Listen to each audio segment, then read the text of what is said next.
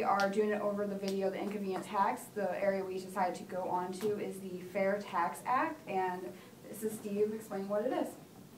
Here's a little background. The Fair Tax Act, which is H.R. 25S13, was the last examined in 2011. That was the legislation that was purposed for the federal government to stop collecting many different types of income tax, which includes personal income tax, Social Security, Medicare, capital gains, self-employment, estate tax, and also alternative minimum tax. Our founding fathers went to war with England in large part, get away from the stifling tax system, which we are also now currently facing. The US of A is supposed to be a free country with little government interference. It is estimated that the cost of Americans complying with our incredibly complex tax system is over $200 billion per year. And it costs up to 7 billion hours of time for processing.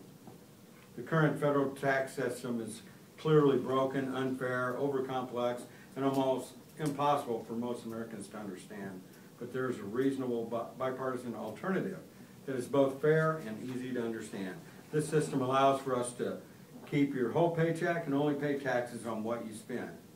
Skeptics also question whether it would be possible to sweep away the current tax system, protected by its special interests and powerful members of Congress.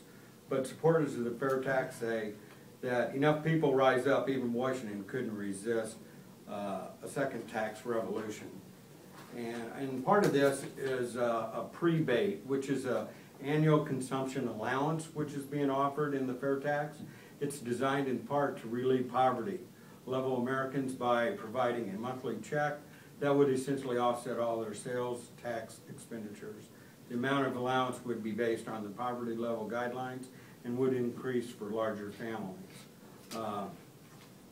In other words, two-parent billionaire households with 2 kids could receive the same monthly prebate as a two-parent, two-child household struggling $20,000 per year.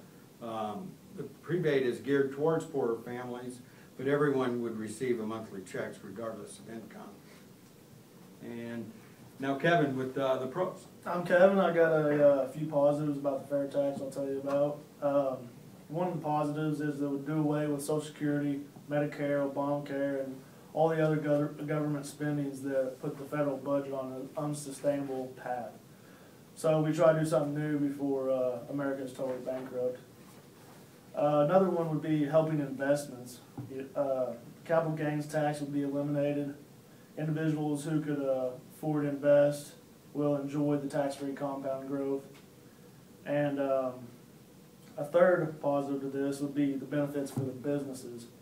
It would get rid of double taxation, payroll, and taxes on capitals and investments. It would allow prices to drop due to increase in power and lower production costs. And the last pro I'll tell you about to this is eliminating tax administration and filing. As simply put, you no longer need to file taxes and the IRS would close up shop. Some of the cons related to the fair tax is that it tends to penalize the lower income earners. Higher income earners, they won't have it, or the higher income earners, once they make money, they're usually investing it. So by getting rid of the complex IRS code right now, you're getting rid of all their deductions and the tax that they would normally be imposed on their dividends that they get. So the lower income earners will potentially bear the burden of this tax. It could also raise the potential for tax evasion. The bartering system that was once used way back in the day, it could be brought back. People will avoid cash changing hands. Also, another argument to it is the prices for items could actually increase for the sheer fact that companies, when they sell the raw materials, it will also be getting taxed on that sale to the other companies. So it has a potential to also increase prices.